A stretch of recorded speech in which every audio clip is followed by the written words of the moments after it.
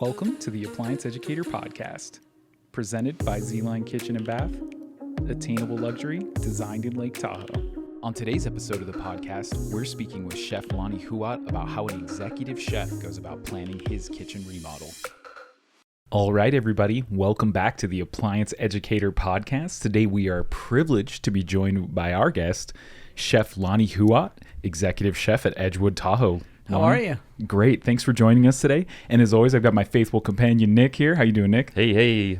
So this is going to be a cool one because Chef Lonny is actually getting ready to do a full kitchen remodel at home. And so we've got a chance to just pick the brain of an incredibly talented executive chef on what he's looking for, why he's making his appliance upgrades, and what drove you initially to consider a remodel.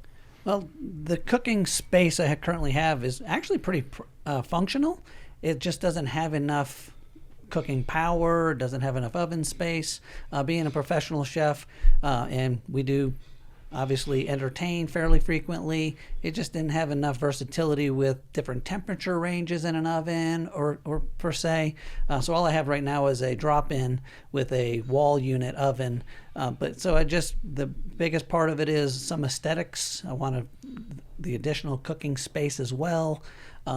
So that's kind of where it started. My microwave died a couple months ago, which kind of initiated the thought process of if we're going to start changing appliances, I want everything to kind of match something that's beautifully appointed, that's also very practical and has some cool features to it. What would you say is the biggest thing you'd love to be cooking at home now, but you want that jump in power and functionality to do? I think I would like the opportunity to be able to, again, multi-purpose cooking at different temperatures. So maybe I'm doing a slow braise in something at a lower temperature, and then I need something that's going to, maybe I want to bake bread at the same time. So I don't have the capability of doing that. And to pull everything, and I'm a perfectionist, so it comes to timing.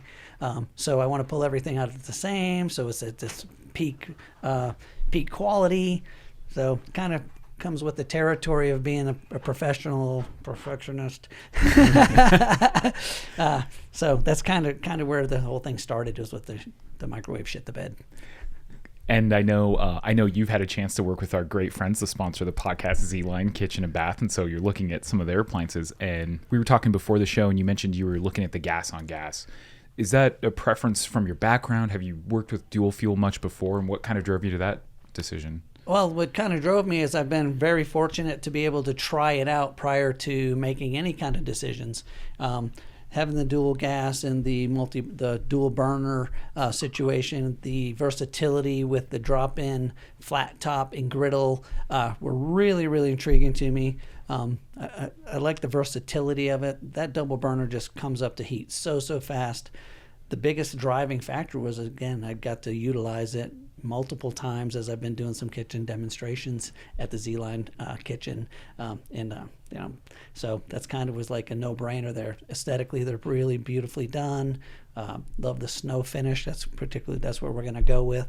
The current space I have right now has a nice hood, but it doesn't fully ventilate, so it kind of blends into the cabinetry a little bit. So we want to look at opening it up a little bit and give it a little bit more brushed stainless look to the kitchen space. Is it an under cabinet unit you have now, or does it have the full chimney exposed? It doesn't have the full, so it's under cabinet. It just has the primarily hood function piece. It's loud. It's an older model. So the other part of it is the house was built 16 years ago, so starting to get a little dated. It's working fine, but it's louder now that they've made so many adjustments to sound and taking consideration that the hood, the 36-inch hood that's over the range here at the ZLine space, is you can hardly ever hear it. So I love that piece of it. So we're not yelling at each other when we're trying to, while I'm cooking or enjoying our company. So.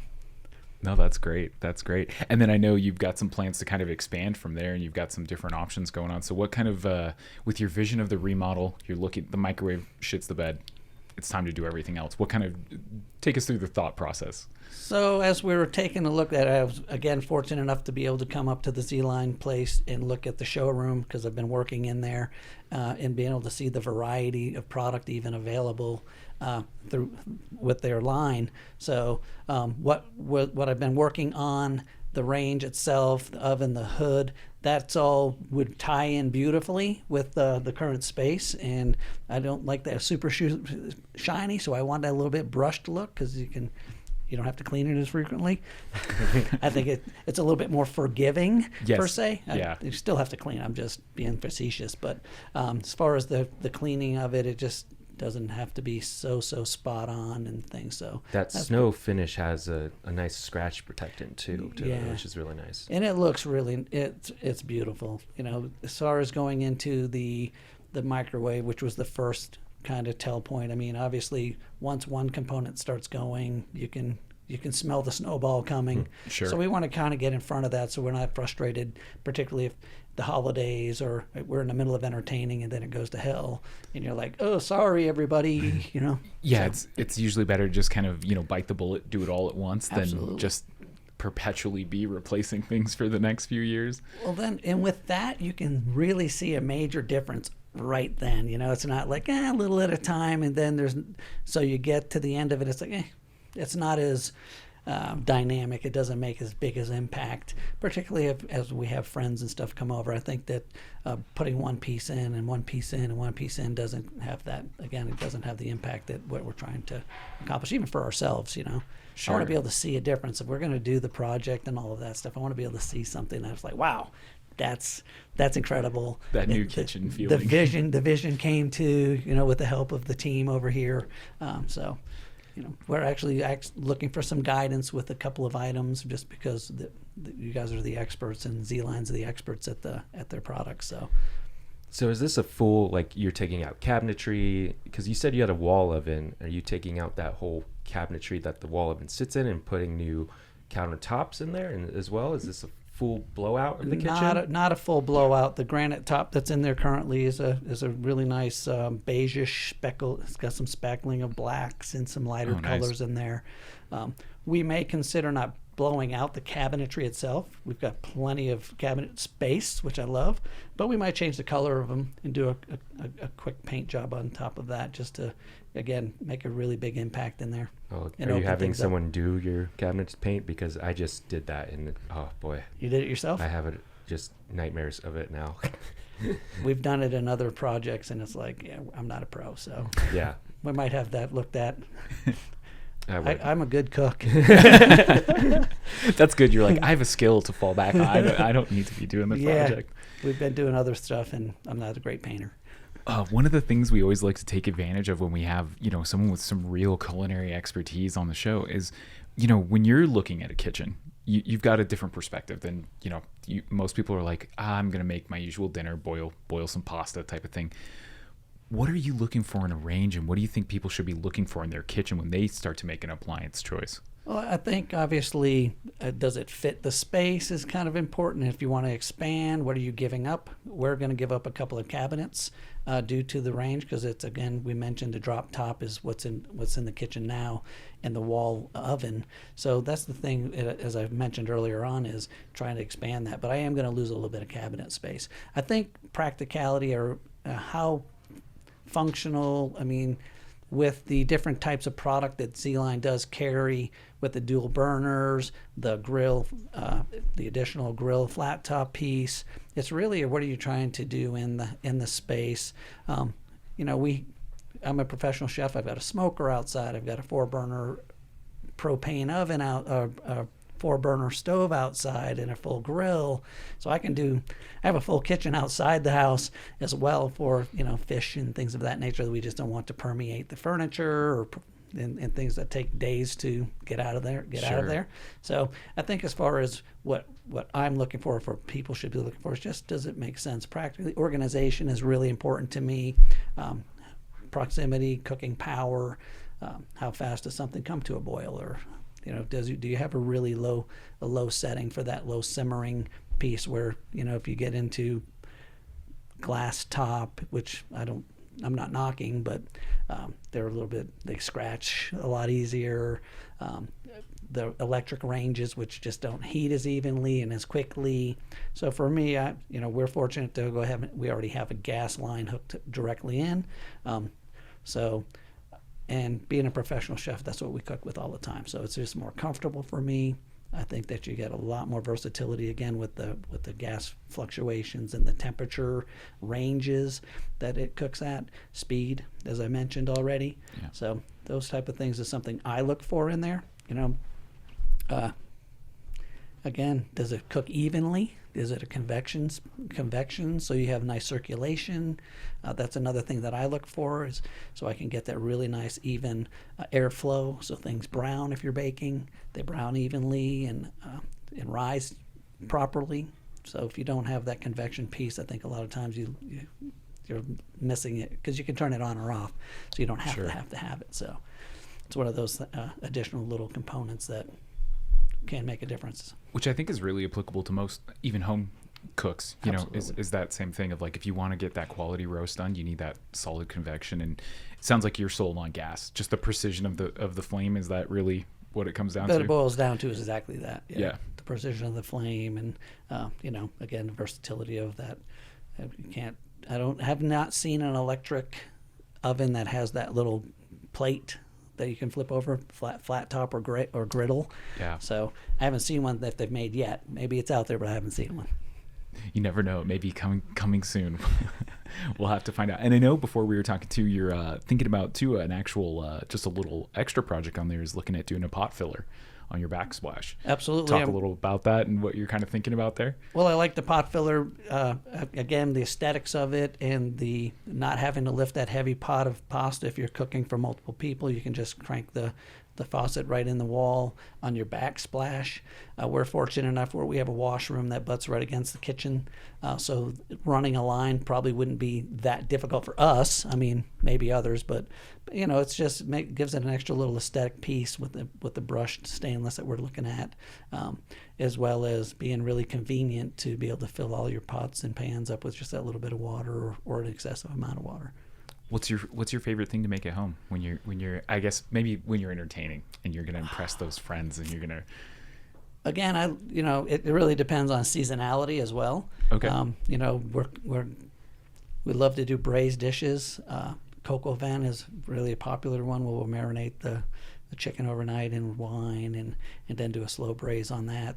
The whole thing when we're entertaining is you don't want to be tied to the kitchen the whole time. So when we're entertaining, we like to do a lot of stuff ahead of time, or some braised items or something that's a kind of already just finish up. So Sure. get much of that stuff prepared ahead of time. But a lot of braised items for the winter, and then again grilling and things in that are quick sears in the summertime. So you can actually enjoy the time with your friends and family. So maybe like a sous vide, right? Sous vide? Sous vide, Yeah. sous vide component to we that. do a when little you bit about host? that, or some Dutch oven cooking, and Okay. things of that nature. We'll slow smoke some ribs or a brisket.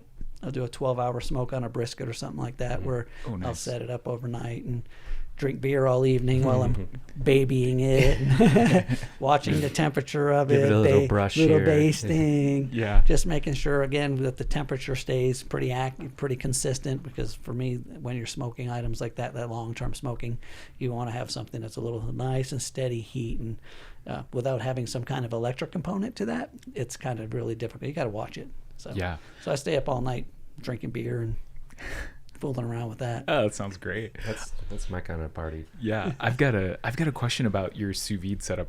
It's something my brother got into recently, and he told me as he was learning about it, all the horror stories of people who do it at home and they do it in their sink, and it gets their sink so hot that the glue comes out, and so they come home from work and they flooded their kitchen because Lord. it's dumped over. And I was kind of curious to know like how you set your sous vide up at home.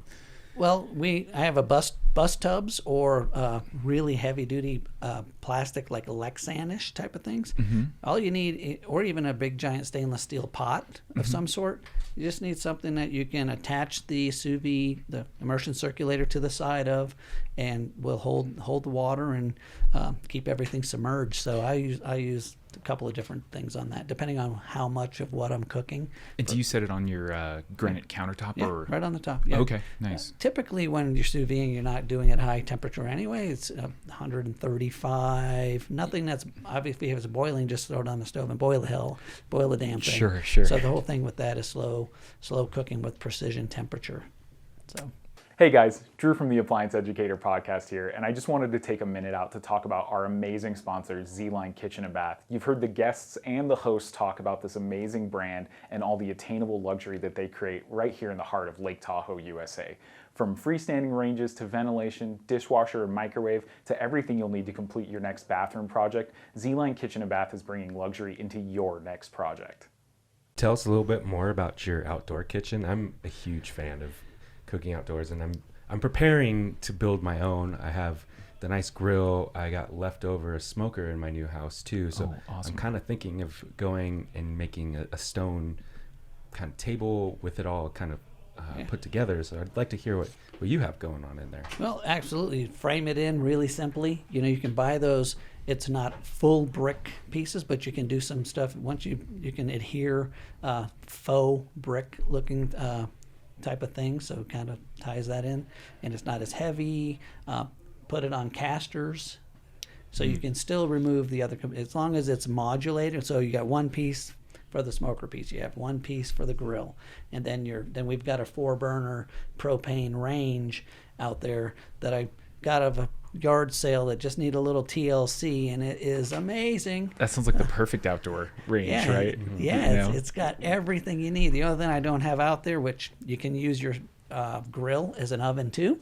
So as far as baking, I mean, I've done pizzas, I've baked cobblers in the grill and stuff of that nature. So again, it's all about monitoring your temperature and stuff like that. So again, you can do everything you want to on the grill or in the outside kitchen. We don't just hang out outside with a cooler. We've got a big stainless steel ice bin out there, and everything for me, everything's on wheels. So if we want to be when you have some grease splashage, we can get out there with the pressure washer and get it cleaned up really nicely. But again, it's for, you can brick it all, even just faux brick it all in. It looks really, really nice. No, that's a great call with the casters for an outdoor cooking space, that modularity, especially because then you're going to entertain, right? So move everything away, just kind of have the party once all the food's ready to go. That's right.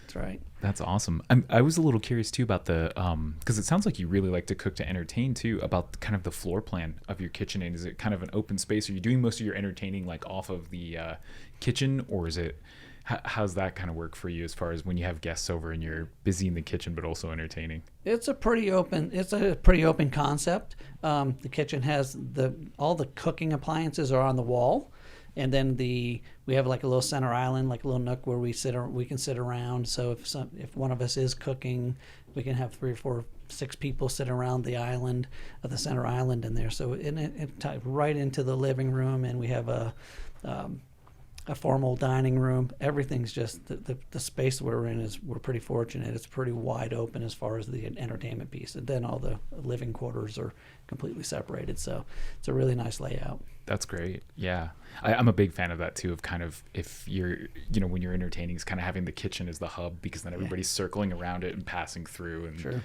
makes it the best way. Yeah, the layout of the house is really, really nice. We've got these several little courtyards, so we can entertain outside in a couple of different spots and change the environment. We've got some string lights and things outside that's in the dirty kitchen is what we call it, like the dirty kitchen area. So we have some string lights and tables and stuff like that. There's a fireplace that's an indoor-outdoor fireplace that's part of the home that is really cool. That's gas operated, but that's a really nice feature to have, particularly as it starts cooling off a little bit, because that little space it's probably 200-300 square foot, but it heats the outdoors a little bit as well with the glass fire piece being on the outer side. It's really cool. That's awesome. Especially for Lake Tahoe, right? Just being able to have some outdoor entertaining little later in the year. That's true. I'm always thinking about putting a hot tub, but then I don't know where we're going to sit other than in the hot tub. Well, and with those casters, you could be right in there just grilling it up from the hot tub. It doesn't sound too bad. I just flip the steak right quick. Yeah, exactly.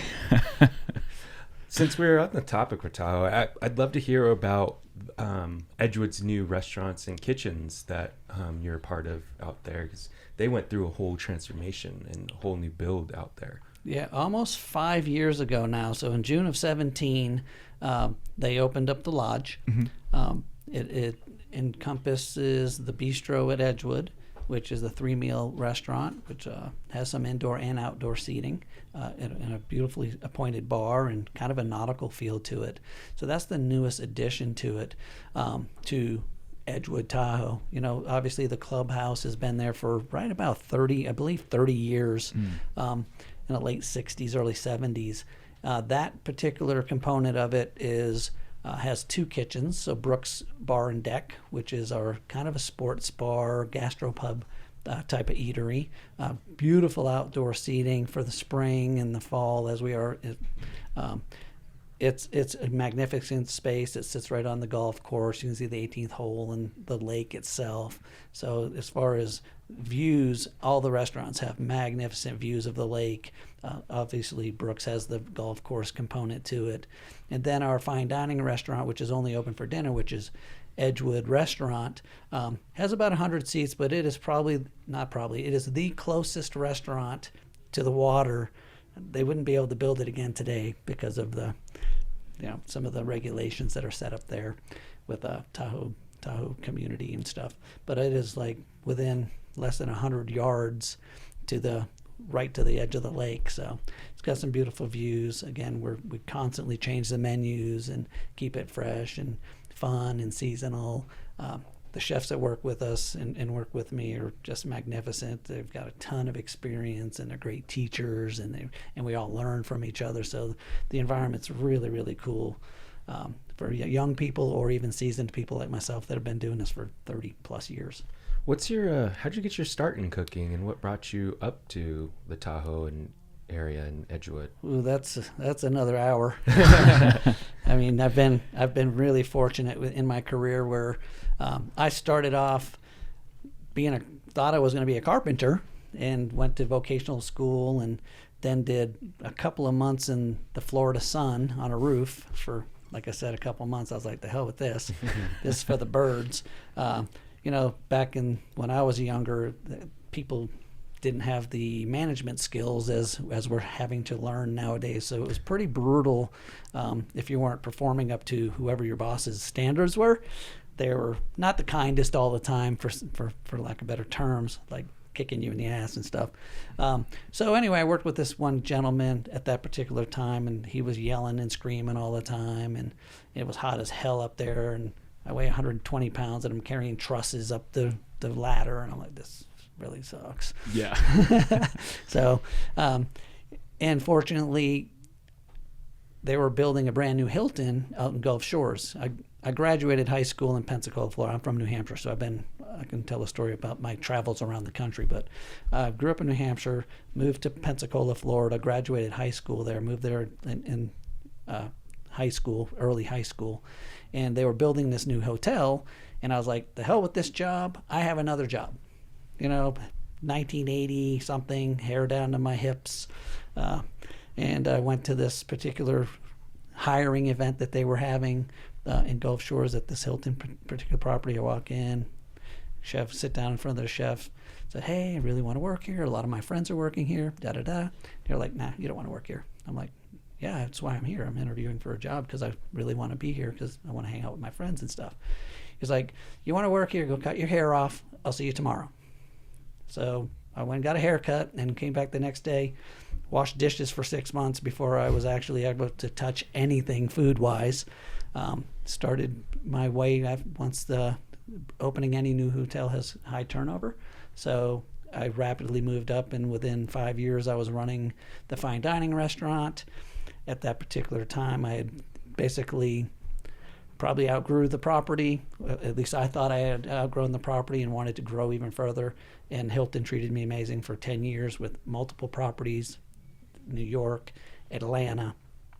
And then I went to D.C. and I've been in New Orleans. And that's awesome. So you've gotten to really experience a bunch of great culinary cities along the way too. Yeah, and it's been really, really beneficial. I've worked for some and with some amazing people, some that have gone and formal trained, and some that were even better than us who weren't formally trained. So, if I'm trying to give advice to a younger person who may consider going into the field, I'm always going to say get an education.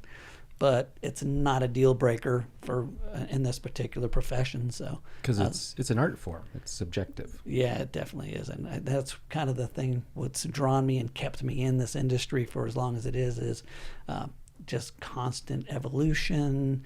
You never will know every single kind of food there is to prepare or techniques. Things come and go. It's, I call it a cyclical business because you may see something. You mentioned Sous Vide and earlier in the chats. They've been doing that since the 50s and 60s, and then it went away. It was boil in a bag or something of that nature. I think that's what my grandmother used to do, and so then it comes back, and now it's this big hip new thing, but it's really not. Same type of thing with any of the cooking techniques from French techniques, where most things derive that we do is French techniques with sauces and things of that nature. But it just, as much as it changes, it stays the same. What would be your favorite technique that you've learned from these culinary stops in your life? I really like the art of cooking. I love garde because I like the cold aspect and the variety of things with the dressings and making things, but the decorative piece as well. Man, it's so tough. It's charcuterie program. We have a full charcuterie program working at Edgewood right now, where we buy whole animals from our local farmers, break them down, and create all these cool sausages. And we've got legs of pigs that are hanging in there for like 9 months now. We're making prosciutto out of them, and lamb as well, lamb prosciutto, duck prosciutto, all types of different salamis and things of that nature. Guanciale, which is smoked and cured pig cheek. So we have a lot of fun. So to answer that, oh my God, it really depends. I can never answer, what's your favorite thing to cook? Just cooking. I just love doing it. Love to cook, yeah. Yeah, I love doing it, and I love the camaraderie that comes along with it in the kitchen, and the constant banter back and forth, poking. Hey, I'm better than you. You're better than me. Well, so it's competitive as well. So it definitely keeps you. It's always keeps you sharp. And again, these younger kids come in there and they think they can cook, and they're going to be the next chef, the next Food Network star. Oh, you get a lot of rock stars coming in. Oh, yeah. Yeah. I had a guy, I shouldn't do this, but I had a guy had it on his resume, rock star executive chef, and he was applying for a position with us, and I said, cool, that's great, rock star. So do you play music? No, I don't play music. I'm like, well, what the fuck makes you a rock star? Yeah. I'm sorry about the mumble, but you know why I'm doing it. Yeah. So he comes in. I'm like, oh man, I got to see this guy cook. And his background was a lot of casino stuff, which I'm not knocking, but not luxury properties. So he comes in, and this guy couldn't cook, and it was awful. It was worse. I'm like, thanks, but no thanks. But he came in with like his flashy hair. Oh man, he thought he had a coat. cool jacket. Yeah, he was styling, and I'm like, wow. But I've also seen some young kids come in here and just slaughter it and just like put down some stuff. It's like, ooh, man, that's absolutely beautiful. So That's amazing. You never know. I can say anything on a piece of paper. Yeah, it sounds like with all the ego in the kitchen, there's probably a lot of ego checks that come along with having your time there. Yeah, it is. And again, you're only as good as the last thing you did, right? You're only as good as your last meal. You're only as good as your last performance. If you're a sports figure, you're only as good as your last game. So it's no different for us. Every meal that comes out that's how you're judged. That's awesome. So. Well, Chef, it's been a pleasure to have you on the podcast today. And, Chef Lonny Huot, he is the executive chef at Edgewood Tahoe. Is there anywhere else online you want people to check you out, Lonny? Usually we give people plugs, but I know it's like, if you can, really, you should do yourself the favor of going to visit Edgewood Tahoe. It is beautiful. You definitely have to come up. If you haven't been there, it is definitely worth the visit. Make a reservation. We're always busy. The shoulder season's even... There's no more shoulder season. There's no in such Tahoe. thing. Yeah, there's no more. There's no more. When I came even 5 years ago, there was one. Yeah, when I moved up there, I lived in South Lake for about 8 years, and I moved up in 2009, and there was a shoulder season. And throughout the years, you progressively see it. It would stay temperatures and great during end of September, early October, and people were still jamming there. And then, snow season ended, and people were still coming in because it's just such a beautiful place. And I think more people realize, like, oh, you can go there year round. Year round. It's not a 2 2-month destination. No, it's spectacular. I love it, and I work right on the lake, so I mean, oh my God. He's not lying about the views at Edgewood. It is gorgeous, phenomenal sunset dining too, especially like setting right there on the water. Absolutely. Yeah, absolutely. Well, thank you so much for joining us on the cast today, Chef. It was a privilege. Oh, We're excited for your project. So maybe we'll get to do a follow-up and hear if there were any horror stories and how wonderful you love your new kitchen in the future. So absolutely. I appreciate you having me, and I can't imagine there be any horror stories when we have professionals like these guys. Yeah, Appliance Educator will be in there helping install and shooting some videos on how-tos in there as well. And then we'll do some video. If you'll have to go to the ZLine website and see some of the videos of the after the project. Yeah. Awesome. Well, until next time, Chef. Absolutely. Yeah, thank you. Thanks. Nice talking with you guys. This has been the Appliance Educator Podcast, brought to you by ZLine Kitchen and Bath. Be sure to like, subscribe, and follow @Appliance Educator for more tips and tricks and advice to keep your home running at optimal performance. If you have any ideas or topics you'd like to hear on future episodes of the show, leave us a comment. Appliance Educator, signing off.